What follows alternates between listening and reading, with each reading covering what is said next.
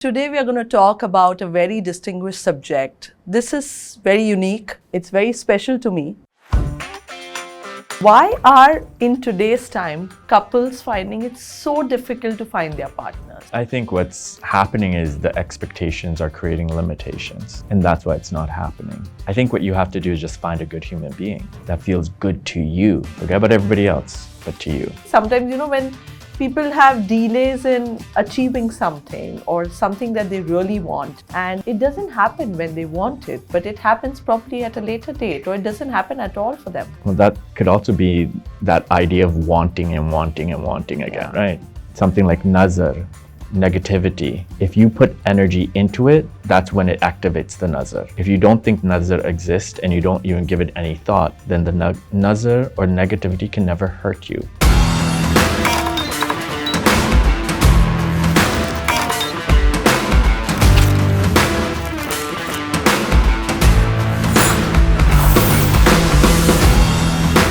Welcome to the Wedding Podcast. And today we are going to talk about a very distinguished subject. This is very unique. It's very special to me. And for that, we have a very, very special guest today. We have Danesh Kumar, who is a psychic reader, a spiritual healer, somebody who understands energies like very few people in this world. I have had the personal chance to talk to him for my readings. It made a huge difference to my life when I met him. And he touches many, many lives in this world. Born and raised in Toronto, shuttles between Mumbai and Dubai. He's somebody where I feel people have gone to for guidance. He's touched many, many lives. And you might wonder, what is the connection at the Wedding Podcast? Well, you'll see as we go forward, lot of connections. Because he talks about love in depth. He talks about relationships in depth. And I think that's what we all need to know for sure. Just few takeaways. Feel, sense love, follow your gut, your instinct, be more aware, start practicing for stillness, for peace within, and that's going to make everything better for you in life. Here we have Danesh with us. Welcome to the Wedding Podcast. Thank you, Aarti. I'm very glad to be here. So we happened to meet coincidentally the other day at Soho House in Mumbai. And I just said, Danesh, would you come on the podcast? In a split of a second, you said yes. How did that happen? I think a couple of things. I think we had each other in the mind. Yeah. And also, when you asked me, it was a genuine thing. You just asked me, would you want to be on my podcast? And I was like, obviously I'll be on your podcast, right?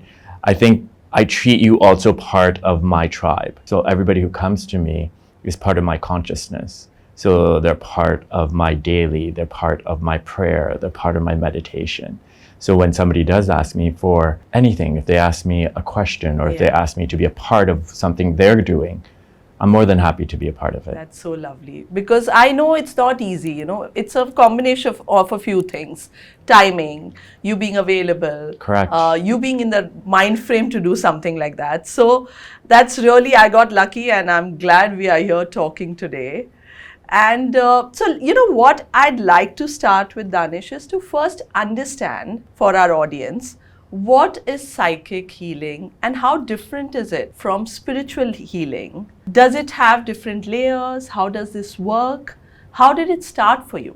Psychic healing, or being a psychic, or even any form of healing, I think all has to do from the soul. Basically, you use your soul, you connect with people on a soul level, and you help them go through life. You help them understand where they're probably going wrong, or if they need to enhance what they already have. Being a psychic, you see things that are going to happen maybe in the now, but it's also very predictive. It also tells you about the future. Also, we can talk about the past. But it depends on the person that is sitting in front of me, how that conversation will be directed. Because sometimes a lot of people are going through a ton of things in this moment. It's not really about the future, but what they do in this moment will impact their future. So I think everything is related. Being a psychic, being a holistic healer, working in wellness, there's a side of you that uses your intuition, right? You also have to be empathetic. You have to be compassionate. You have to kind of understand what a person's going through. And not everybody works the same way. Yeah. I've been doing this for the last, I would say about over 20 years now, and I've helped a lot of people around the world. But what the main thing is, it's about change and accepting change and also navigating life with change. It's one of the most impactful things I've done in my life. Yeah. And it's also something that gives me a lot of comfort, it also heals me on so many levels. Yeah. So I will not, I don't undermine it. And I also try not to allow anybody to undermine themselves. Yes. I try to make sure that they see their best version of themselves, not only mentally, but emotionally, spiritually, and physically. Yeah. Everything should be in sync. Yeah. So apart from that, I think a lot of people right now want that help Yeah. to come to balance, not only from a spiritual level, but also from a practical level of what they need to do in life. So when did you realize, Danesh, that you are blessed with this? And I'm sure whenever you knew that, it takes a while to make it your profession and also to take that as your path and purpose of life. So when did that happen and how did that happen? So I don't think this question has arisen. It's the first time somebody's actually asked me about. Good thing, bad thing. It's a great thing. I think the first time I got a premonition or I saw something in my life that was going to happen Yeah. was probably in my mid-teens to late teens. And it was quite catastrophic. I've never discussed it with anybody. I've never told anybody about this unless it's like a very close friend if they ask me how I got into this. And I started to see moments for people in my life, my family members, and what was going to happen to them. And the first person that I saw that morning, I was actually in the shower and it was like a flash just came in. But within that flash, there was multiple visions that happened in it. And then what I saw was going to happen to this one particular person in my family actually happened that night. That day. That night. That night. Yes.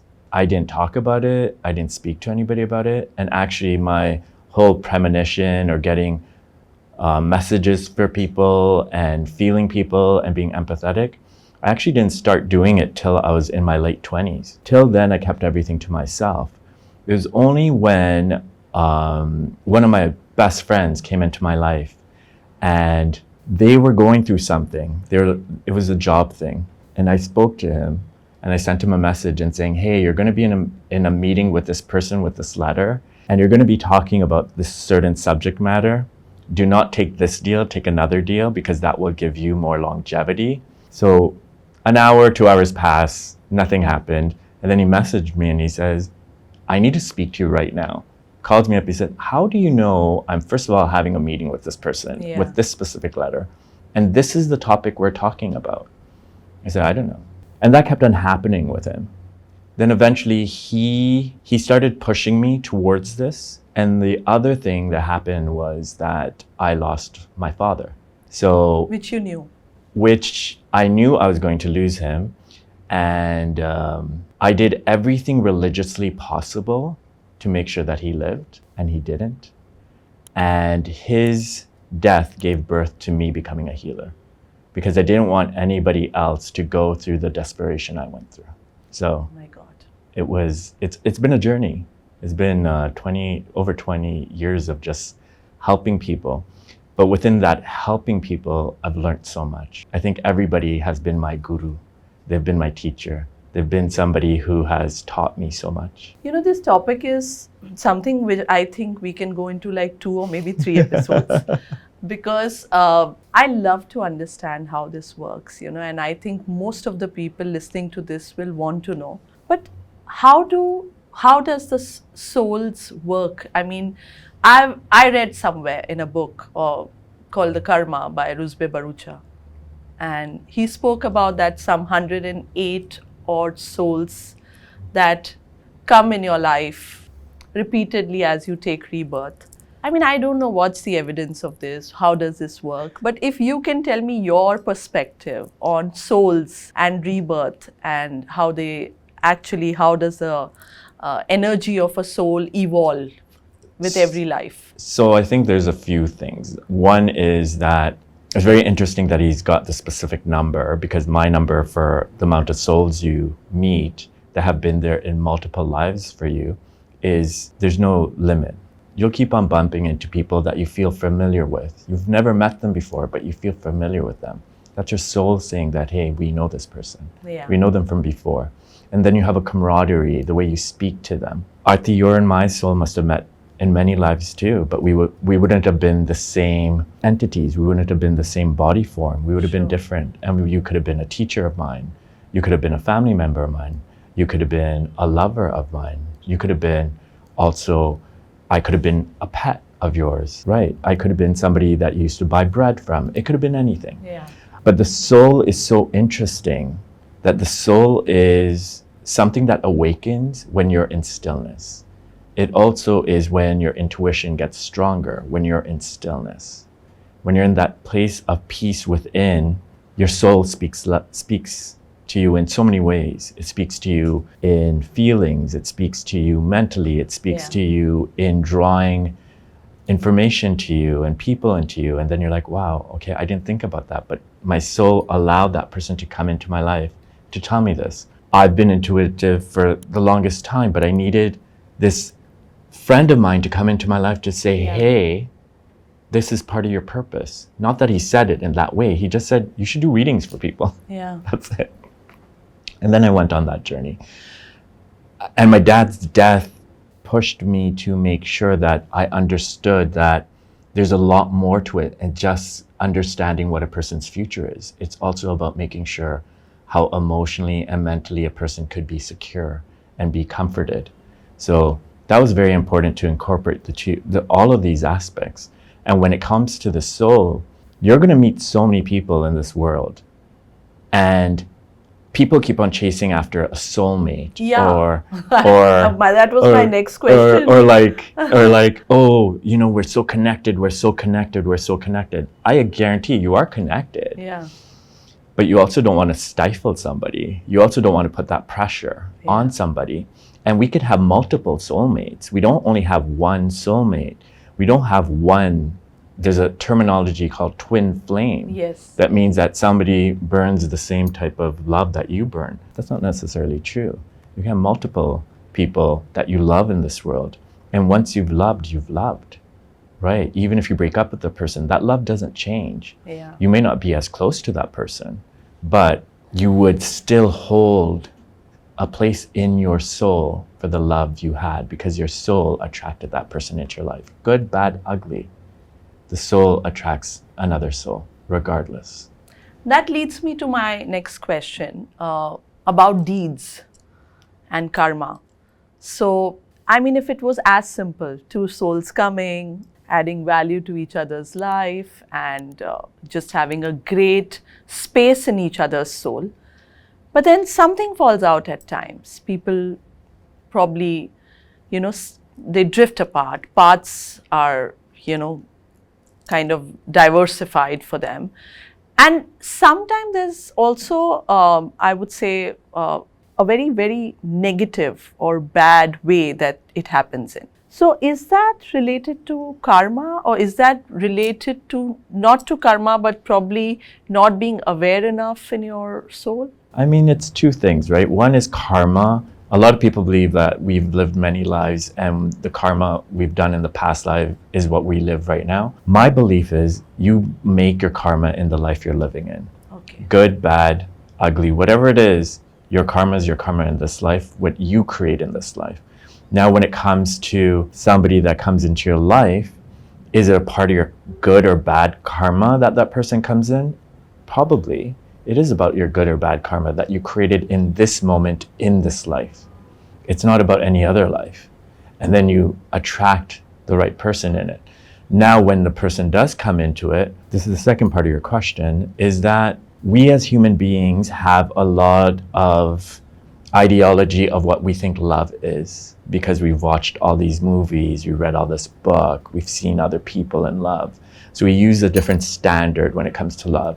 We don't look at each other's soul and say, let our souls dictate what love should be. We actually say, no, but love should be this, or I want this, or I Yeah. need this, or you need to change this, and you need to do this. It's never about just love. It's always about compromise. It's always about changing. It's always about adapting. If you take somebody for who they are completely and allow them to show you love the way that they want to show you love, then you'll have a more fulfilling relationship. Yeah. But what happens is we get in these arguments and these fights, and also we stop listening and we stop communicating, and we don't have a love language that is between us, because that love language now has, we spoke to a friend, they gave us some advice. We spoke to a therapist, they gave us advice. We saw something, we read something, we heard something, we read a book that says 108 things. Things stay with you. This kind of alters the way you do things. So now you're not looking from a place of peace. And when you look from a place of peace, then things work out better. Yeah. But the problem is that you may be looking from a place of peace, but the other person isn't. So the other person isn't on the same energy or thinking the same way, then it's very hard to maintain that relationship. So when it comes to relationships, and when I speak to couples or I speak to people about relationships too, I try to make them understand how to communicate to each other the way their soul wants them to communicate, and not the way the mind or even their heart has to say. That's so interesting what you said. And I sometimes feel in the earlier days, or even now, there are families who match the Kundlis, of the couple that's about to get married. But there's so much more to it. And maybe it's a good idea for couples to come to you and first talk about how to be aligned on the soul level, and how do they make sure that they exchange energies in the purest form. Have you had that kind of an experience where couples have come to you before getting married and want to start on a beautiful note with learning how to navigate through this relationship and life when they are going to be together? More than the couples, it's the parents that come to me. Oh, really? And they ask me about these relationships and are they going to work? Yeah. I think when you look at astrology, you've got to look at it from an open mind. Yeah. What happens in astrology, depending on who's reading your chart and the way you kind of interpret it, you can have very different outcomes. What I would say is that astrology is useful to understand oneself. When it comes to a relationship, you can take that information and understand what you need to do for yourself. You don't need to think about what the other person needs to do. That's on them. So when it comes to matching charts, I wouldn't match charts. I just think it makes a person uneasy, because when I found somebody and I'm working from a place of love, why don't I just stick with love? Why do I have to come back to something telling me about different areas of my life astrologically, right? There's different types of people out there right now that will read your chart or say that we do family constellation, or we can change your chart, or if you do this, this will happen in your chart. To some extent, it's correct. You can control your destiny, and you can make everything happen. You don't need a piece of paper, or you don't need the stars to dictate. You dictate your terms. Your soul dictates your terms. Your mind doesn't dictate the terms. But your soul can use the mind to make things come to you. Your soul can use the heart to make things feel better. So when it comes to finding out if this person's the right person and not the right person, I think that you have to speak to your own senses. Even if it was through an arranged marriage, which is a great way of also finding somebody, right? It's very hard to date right now. It's hard to be on an app. It's hard to be social and being out there and knowing exactly what this person's about. So maybe if somebody introduces you, at least you'll get the background check that they come from this family, they're working in this industry. It's a good background check, due diligence. And then when you meet the person, now you could have the question, well, Dan, when I meet a person in an arranged marriage scenario, it's not necessary that we fall in love right away. Yeah. Right. It's something that grows. Love grows in an arranged marriage scenario. yes, it's going to grow and it's going to blossom long as you give it the right chance. And I do agree that that's when you should have that communication with somebody to say, hey, how can we make this a successful union?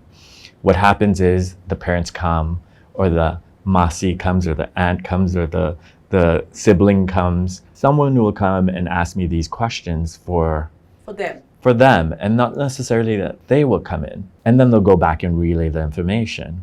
And usually when I speak to the family members, I always tell them to stay out of it. Let the persons get together and figure it out through love.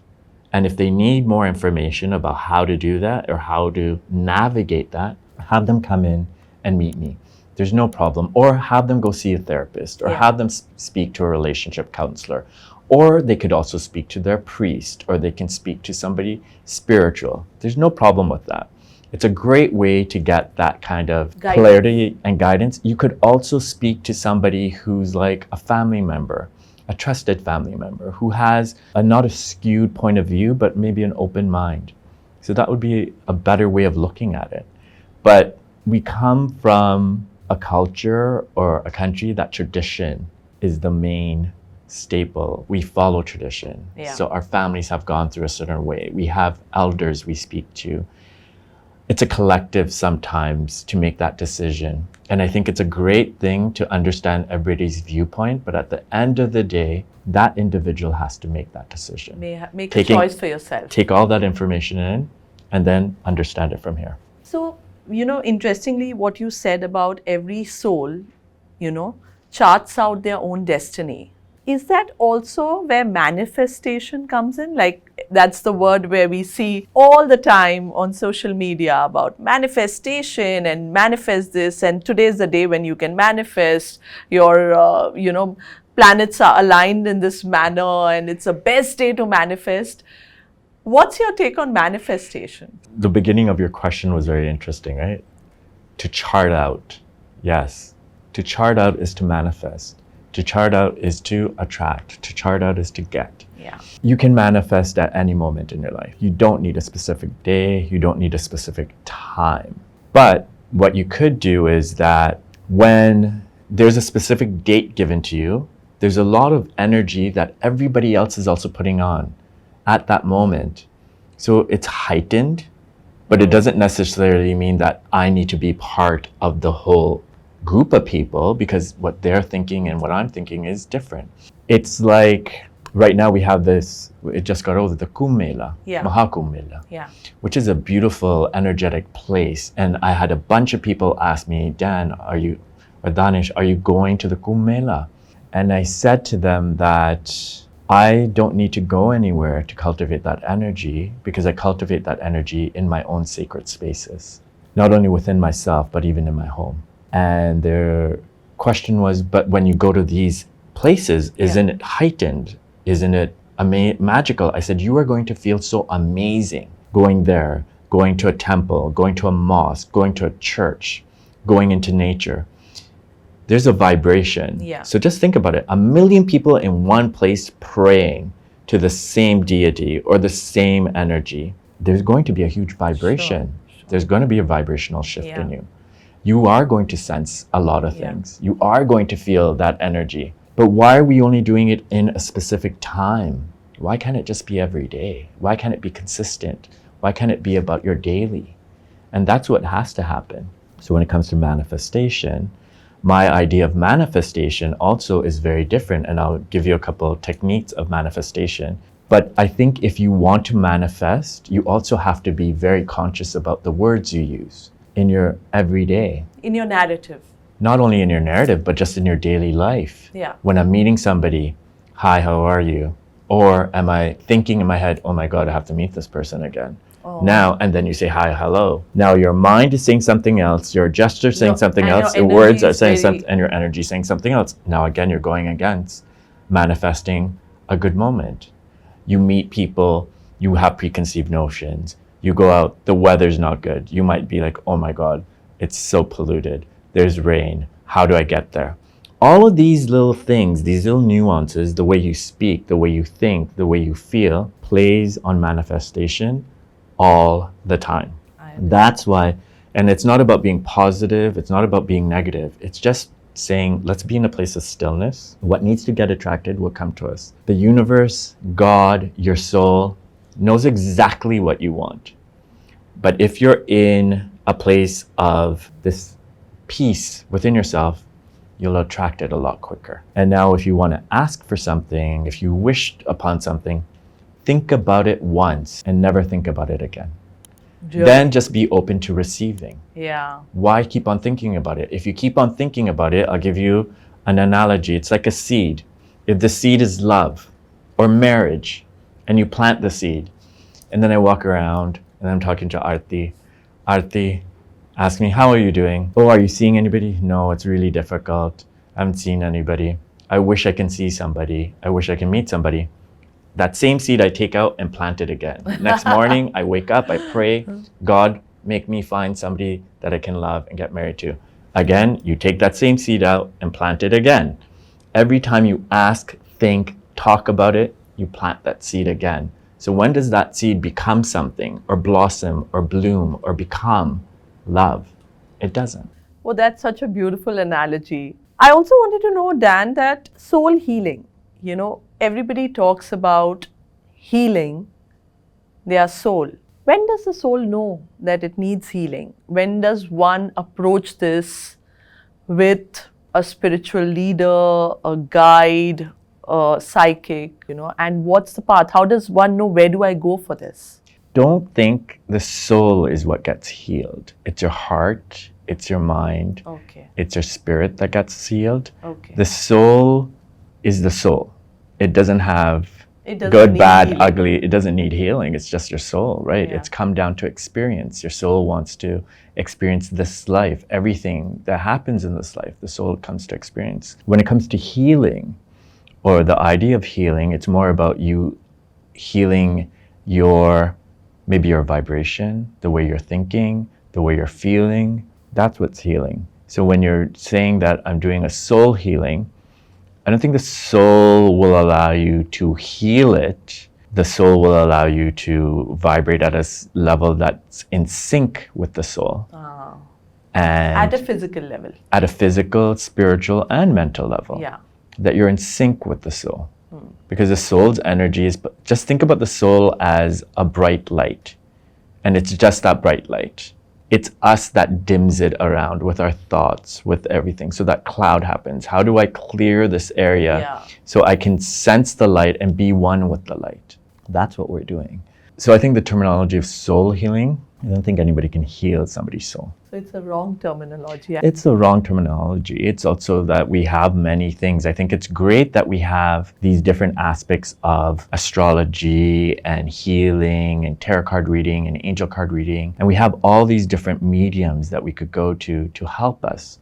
And we have to look at it as help, as a way of saying, hey, I need to look at it from a different perspective. Now, who that healer is or who that reader is and how they help you navigate that, that's up to you to decide if you kind of are in sync with what they're saying and how they're making you feel. It doesn't mean that they only tell you good things and you have to just go to them. No, you have to take everything. Yeah. You need to hear it all. And then you take that assessment and you realize, but you need to resonate with their energy.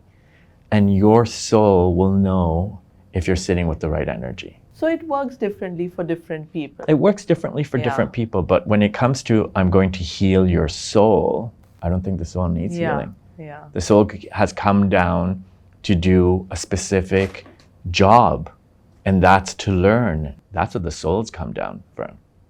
Everything else that we're talking about, that we're upset, or we have trauma, or we have hurt, we have that has more to do with your heart and mind, and that's what you're kind of holding on to, letting go. I mean, life's about either we live or we hold on or we want to control. True. Right? So I think on a soul level, you just want to be at a place of stillness. Yeah. That's why you're going to see a lot of people go towards spiritualism and go towards religion right now and say, hey, I need this thing to bring a lot of peace within me. Give me some faith. Give me something that's going to keep me kind of grounded, keep me at a place of peace, keep me at a place of solitude within. And maybe look at things differently, right? we have so many terminologies, right? I mean, this is a great terminology that you just gave about soul healing, or people go to people to heal this. Aura cleaning. Aura cleaning is a little bit different, right? Aura is this, like, again, from your vibration, you vibrate out, and it's kind of like a layer that comes around you, right? That's what most people think about an aura, but the aura also goes inward. So it's not only just an outward thing, it's an inward thing. So you can clear that. You might have fragments on it, you might have energies around you that you need to clear.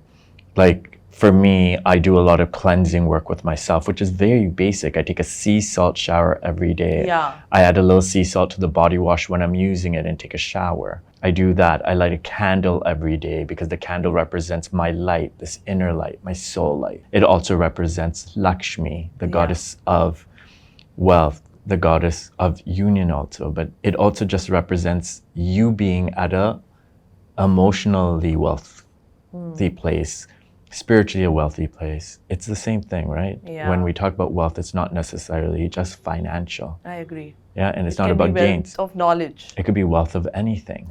So that light represents that, but that light actually represents you, right? And light is energy, and we are all energy. Everything is energy. Amazing. Dan, you know, as this is a wedding podcast, and while I have spoken a lot about the soul and energy in general, but just to make it a little more specific towards couples and who are going to be getting married, what are those few things that you would recommend that people should be aware of when they make this decision of wanting to be married to somebody? One is, of course, the dating part and, you know, being in love. And there are so many couples today who decide we don't want to be married at all.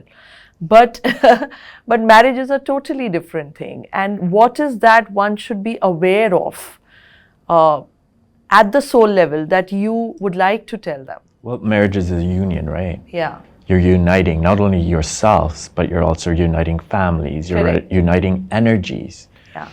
So when you're uniting with someone in a marriage, I think the first and foremost thing is, I still believe you have to go from a place of love. And then you can look at the practical side of things. Then you can look at, you know, are we going to be compatible? Are we going to be able to synchronize our lives and synchronize our hearts and mind in such a way that we complement each other and we enhance each other? So if we look at it from that point of view, for most couples, when they are going into this union of marriage, I think the first thing you got to do is actually be able to communicate and be able to understand what that communication is. A lot of people say that they want to hear, I love you, but maybe the idea of somebody just getting you that glass of water or sitting next to you and just touching your hand, that is I love you. It's not the words I love you. So when it comes to this union, you gotta think about it. How is that person making me feel? And that's it. Forget about what everybody else thinks about. It has to be what you are sensing with that person. When it comes to also, because your podcast is about weddings, when we are also at a place of love, when we find the person we want to also be a part of our unionship, be it the wedding planner, be it the person who's going to help us with our clothing, be it with every single aspect of that, look at it from a place of how it's making you feel. Forget about how it's supposed to look, but see how you're feeling. I think a lot of wedding planners are also therapists and they're also guides, and they also have to be very open to these kind of things, because your person you're working with may be like, listen, it's a Saturday, I can't do the wedding on Saturday because it's this deity's day, it's this god's day, it's Shanivar, it's Kali ka din, maybe I don't want to get married on this day. We got to shift it. Can we shift it to this day seems better because of this. So you might look at astrology, you might look at the weather, you might look at a whole bunch of different things. But it's important for you to find that person that's going to be able to navigate with you, right? I mean, you've gone through so many marriages yourself Aarti, planning them and helping people with them and being at this level of trust that people are going to come to you, but they're also coming to you because they're vibing with your energy. No, I agree. In fact, Dan, very interestingly, I've mentioned this in many of my earlier episodes also. When I meet a family, I always tell them, if you like my vibe, and if you want to see me for next 6 months or 9 months, whatever's the time to the wedding, in your house, being with you, is only then you should choose me. Because I really feel the planners or like you rightly said, the people who work around with you for the wedding also add to the energy, to the comfort, to the calmness that you are having towards this journey. I mean, if you have a planner who's really getting you all hassled and it kind of bothers you, it's not fun. I mean, each day and being in the moment, like you said earlier, is so important. So I always say, enjoy the journey. That's definitely going to happen. Your wedding's going to look beautiful. You're going to look amazing. Everything's going to be perfect. People will love the food. But if you don't remember these 6 months of how it was planned, it's not fun. And you're the linchpin, you're the main person to that union, right? To say, hey, we're going to make it seamless. We're going to make it feel like this was just meant to be. Yeah. So, I mean, when it comes to that idea of finding the partner also, even when it comes to an arranged marriage, that you also have to say, hey, this is a union. And I have to be smart enough to understand that this is the main thing. It's the union of two souls. It's a union of two humans. It's a union of two minds, two bodies, two spirits. You have to think about that. Yeah. That's what you have to focus on. Everything else is a bonus. Their job, where they live, house, how many people are in their family, is it a joint family, do I live with the family? Everything else is just the bonus. Yeah. Right. So Dan, tell me one thing. Why are, in today's time, couples finding it so difficult to find their partners? I mean, I always have this thing where people are all saying, I'm not able to get the right person. I'm not able to get the right person to be married. I get sometimes at a wedding, I get told by somebody who is attending the wedding, listen, you're a wedding planner. Maybe if you know somebody, I have a marriageable daughter or I have a marriageable son, and they are just not able to settle. And I see that so much now, that people are not able to find their partners. Is it the modern times? What is it that's missing in your view? I think what's happening is the expectations are creating limitations, and that's why it's not happening.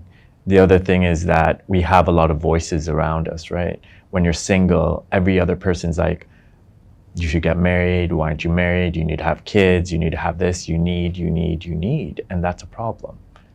Because nobody's actually asking that person, what do they want in life? And it doesn't mean about somebody else. What do they want to feel? Do they want to feel happiness or peace? Or how do they want to feel? And then let's find people that will also cultivate that type of idea that you have. Like if it's happiness, if it's peace, if it's love, if it's just togetherness or being part of a family union. There's a lot of people that come from different type of backgrounds, right? Yeah. Sometimes they come from a broken home. They come from a very loving relationship, but sometimes they come from a home that maybe they only have one parent still, or they may not have any parents and their grandparents or somebody else is taking care of them. A lot of these things play into a person's head, right? Because now you're going to be part of somebody else's family and they're going to be part of your existing family or non-existing family. But there's also this judgment, right, within you that keeps on saying you need the validation, you need that type of you want to make sure that it's following some sort of, husband and wife and a dog and 2 kids, that it has to follow these parameters. It's not necessarily that way. I think what you have to do is just find a good human being that feels good to you. Forget about everybody else, but to you. If you do that, then everything's going to work out. And the majority of the topics we touch upon is going to come back to the same thing, the way you feel. and it has to just be about how you feel. So now when you're navigating and you're at a wedding and 50 people are looking at you and you're dressed amazing and you're looking so great and you're feeling so good and everybody's coming up to you and saying, oh, you're next, we're going to find you somebody. Then they'll speak to Aarti and ask Aarti, do you have anybody? Actually, Aarti should actually come up with another business of matchmaking. And I think that's the next big thing for you. Yeah. So that's coming from you, I have to try this now. That you have to try, because you've got so many people you keep on running into that the bank of information that you have would be really interesting. Yeah. And watch, probably in the next wedding, that you think about somebody else from another wedding and you say, hey, actually, I want to introduce you to this really lovely person I met in this last wedding. And then you kind of be that, you could be the conduit. You can be the main union. But yeah, this is what I would say is something that I would tell newbie relationships to look out for. So look for the right feeling, and the sense that you feel with another soul is what Dan is saying when you're looking for your partner. But how does one know that if there's so much clutter and people are not in that space of being still and calm? Maybe they are not able to even see that or sense that because they're so occupied, they're so hectic in their space. So that's when you have to go into a space of speaking to one of these individuals. Yes. And also having that person be in that conversation too, just to give clarity for your thoughts and your mind and your heart, just to understand that. But it has to be somebody that you trust on that level.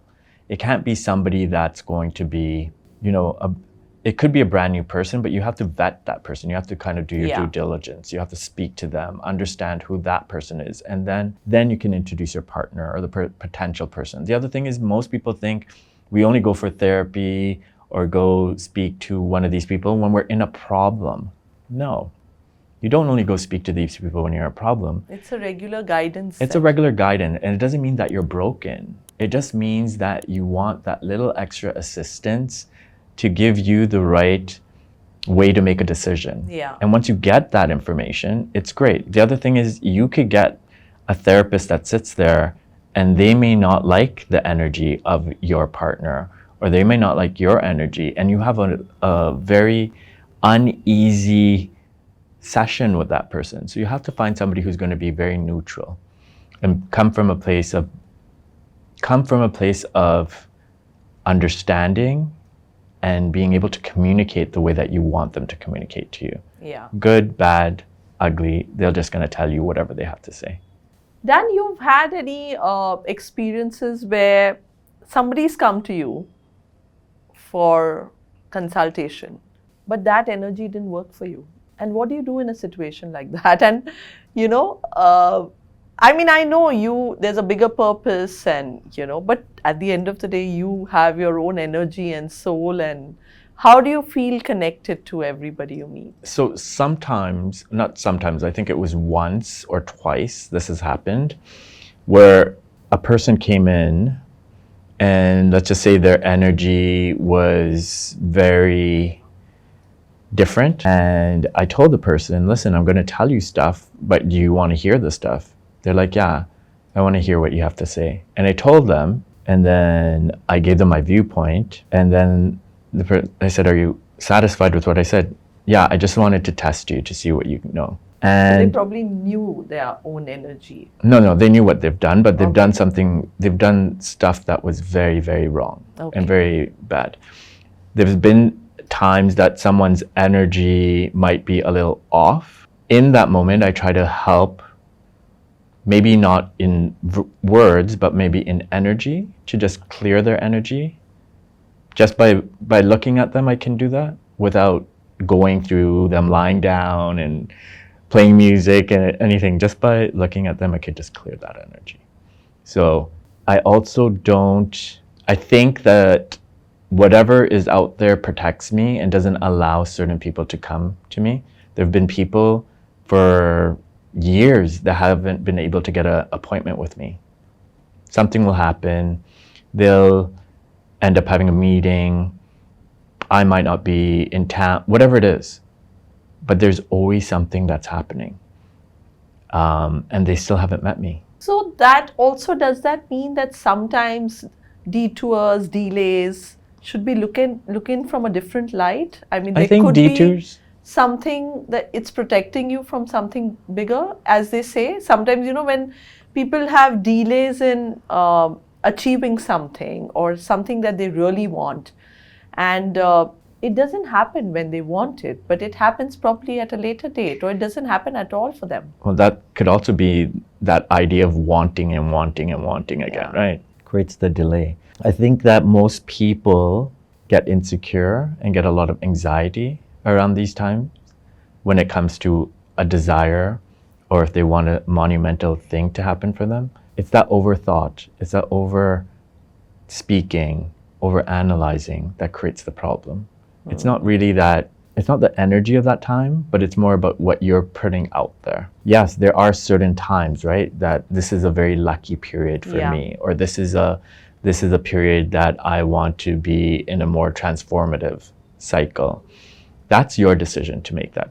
There's nobody else's decision to do that. You may think that, okay, well, there's something like a retrograde happening where a planet's going backwards, so it's not a good idea to do it at that time. There's nothing like that. If you believe and have faith in that, then that's what's going to happen. If you believe in something like nazar, negativity, if you put energy into it, that's when it activates the nazar. If you don't think nazar exists and you don't even give it any thought, then the nazar or negativity can never hurt you or harm you. Again, it comes from you. You're in control. But it's very hard to be in that state of control all the time, of being in peace. So then you need to do things to get that. So And now, what are those things that you would recommend? so now if you want certain things in your life and you desire certain things, then you just need to do simple things. One is maybe a grounding technique of just absorbing nature and saying, okay, let me connect to nature. The other thing is you could do some sort of chant, mantra, or sing a very happy song. That could also help you. Anything that gets you to a place of stillness and peace, do that. It could also be a jog. It could also be working out. It could be painting. It could be sketching. It could be dancing. It could be cooking. Anything that gets you to a place of stillness is meditation and is part of your spiritual practice. Lovely. So this could help you achieve all your goals, because all your goals and desires, everybody knows meaning the universe, God, whoever you pray to knows. You don't have to ask them. They know. They know exactly what you want. And what are those things that you think could be hurdles in, just like these are the techniques or these are the things one should do to feel the stillness and peace and, be happy from within.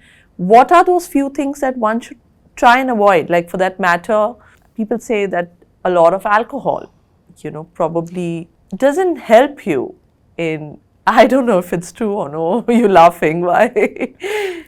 Well, I think when we talk about alcohol, we talk about any of these things. Yes, if it's probably not healthy for you to do it. Yeah. But a lot of people just do it in occasion. If there's an event, if there's a wedding. Oh, they drink like crazy, and I wonder why. This is the most. It's a release, right? It helps them calm down. Yeah. So it's not necessarily that's their outlet. So And that's okay, you think?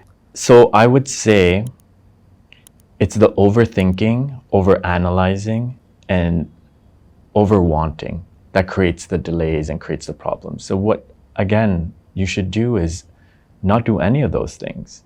The other thing is we share so much. We keep on talking so much. We keep on giving out so much information. When you overshare and overgive out stuff, you don't allow things to happen or materialize.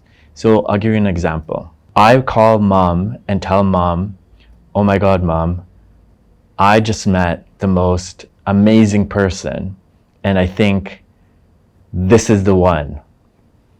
Done conversation. Then mommy calls up Masi, he met somebody and it's the one. Masi now goes speaks to their kid and says, he found somebody, it's the one. That one will now go speak to best friend and say, oh, my cousin found somebody. I don't have that one, but it's okay. I'm very happy for them. Now mommy speaks to whatever. Now there's this whisper that happens, all this chatter that's happening. Now this chatter comes around me and becomes this like tree on top of me of, And I just met the most amazing person. The next day, no message comes, nothing happens. That most amazing person just disappears. Yeah. The most amazing person cannot feel my energy anymore because now there's whisper energy around me going around. Because that overshadows my energy now. Because I have 10 people or 20 people talking about me, about something, and now we don't know what the conversation is, right? Who's telling who's, and it just keeps on spreading. Yeah. Then that energy around me, that it was my energy to attract what I want to, now has a shadow. Even if it was just a prayer. My mother goes to the temple, prayers, oh my God, they met their love of their life. Let the wedding happen. Again, it becomes this whisper. So what I usually tell people is, don't share any information to anyone till about 3 months are over, and it's called a gestation period. Okay. And once the gestation period is over, then you can tell whoever you want to tell. Within the first 21 days of a relationship, or the first 21 days of getting a job, or 21 days of getting anything that you wanted, don't tell anybody. Interesting. Because it takes 21 days to solidify. And this just makes me think it's quite an old practice, I mean, our nanis and dadis used to say this all the time. Yeah. That kisi ko mat batao, at least 3 mahine ke liye. I've heard this so often, even when a woman's pregnant, So there was merit to a lot of things that they said which we don't listen to anymore. The doctor told everybody for 3 months, don't say anything because it's a gestation period. It's the first month that's so critical, the first trimester that's so critical for having that baby, that you don't want people's hopes up, that let everything happen after the first trimester, then you can tell. It wasn't that the doctor was looking from a superstition point of view. It was looking at it from a point of view of medical, that there could be anything that happens in this first 3 months. So let's just keep calm. You keep calm. No extra excitement. You know a lot about this already. So you must have had the doctor and mothers and aunts and everybody would have said this to you. No, but I kind of agree with you that when you just let and spread things out, whatever it is, whatever your goals are, whatever you're working towards, I think somewhere you got to let it have that gestation period. It really works well. Yeah. That's my personal experience too. But that's with everything in life. Yeah. You need to give it some time to breathe. Yeah. So when you meet somebody, enjoy that person, get to know that person. Yeah. Have insightful conversations. You don't need to speak about the past. You don't need to speak about the future. You just have to speak about what's going on with the two of you right now. Interesting. So couples, you'll have a lot of tips to build something very special. I'm going to come to this last question, which is really important for me to know, is about guiding angels, Dan. Like we all talk about our ancestors or, guardian angels and, our souls from our departed souls who are from our family tree or, who loved us a lot. And they become your guardian souls is what I've heard. I sense something like that personally at some level with my dad not being here. But how does this work? What do you think? I believe in it too. I wouldn't say I disagree with the statement because I also feel my father around me. I lost my grandmother, my nani, a few years ago. I don't sense her around me. And I think she's the only photograph I have in the temple of anybody that's departed. I don't have my father's, but I sense my father a lot.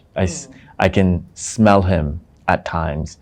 And then if I made a bad decision, I could feel like he's hit me in the back of my head. And then when I have certain foods, like if I have chaat, or if I have a aloo parantha, it feels like he's only eating it, if that makes sense. So it's a connectivity. Yeah. But I believe in these energies. I believe that we have certain energies working with us, protecting us, and guiding us. And that's everybody. And you again have to be at a place of understanding what are those signs. Yeah. So it could be somebody's passed on, and they may also show up as a bird knocking on your window, giving you a sign. Or they'll show up as you're speaking about something, and then you think about whoever, be it your father or whoever's passed on, and then a song on the radio plays, and it's one of their favorite songs. Yeah. It almost seems like, okay, I understand you're around me. Yeah. I understand you're giving me a sign. I understand that this happens all the time. Yes. I think you have to also be a little bit open to being aware that how you're feeling and what's making you sense that person's there. A lot of people will just say, oh, it's just coincidental. But it's about you. It doesn't matter what anybody else thinks. True. You have to feel it. Dan, this was such an enriching, and I would say, people should understand this aspect of life a lot more than anything else, So I'm so glad we could cover this, this topic and this conversation on the podcast. And I think not only people who are wanting to get married, but this is going to help anybody and everybody who wants to probably achieve a lot more in their life and, be a little more, at calm from within. But we're going to close this with a little bit of a fun, which we always do. So we're going to have this segment where I'm going to talk about a few things, and from your perspective, you have to give me whether it's a fact or it's a fiction. Okay. So it's called the fact and fiction segment. I'm going to tell you a few things. You tell me whether this is fact or fiction. Okay. So first one is, healers are magicians. Fiction. They're not magicians at all. Astrologers study to do what they do. This is a fact. True. We've also put our answers here. Yeah. Nothing wrong can happen to them, to healers or to astrologers. Fiction. They make a lot of money. Neutral. They can be scary because they speak to ghosts. Neutral. I'll be neutral on this because a lot of people communicate, and it depends on how they communicate. Yeah. So I'm not sure which person they're going to, Correct. but it could be either or. They have the power to change anybody's fate. Neutral again, because it's not necessarily that they can do it or they can't do it. It depends on who you go to, right? It also means, like, if I go to a spiritual counselor like Amma, and she gives me a hug, and I feel very good after the hug, and then after that I get a job or I get love or I get what, that's amazing. Yeah. Or if they come to me and I tell them something and it changes their perspective and their energy changes after meeting me, then that's great. But there's subjective. a lot of, it's subjective. It depends on who you go to. That's it. And you want to give us one fact that I missed out totally asking? I think one fact is everybody has fear. And when it comes to working with anybody who's any of these guides, don't have any fear. Go in with an open mind. Lovely. We've just concluded a beautiful episode with Danesh Kumar, talking about psychic healing, talking about souls, talking about what love is, and how couples should really embark on the journey of marriage. What are the things that you can do? And this is not just for couples. It might just be for anybody who is on that journey to discover themselves. So we've had a very, very interesting one. I would like you all to please share this with somebody who needs it, like it, and please subscribe to the Wedding Podcast and press that bell icon.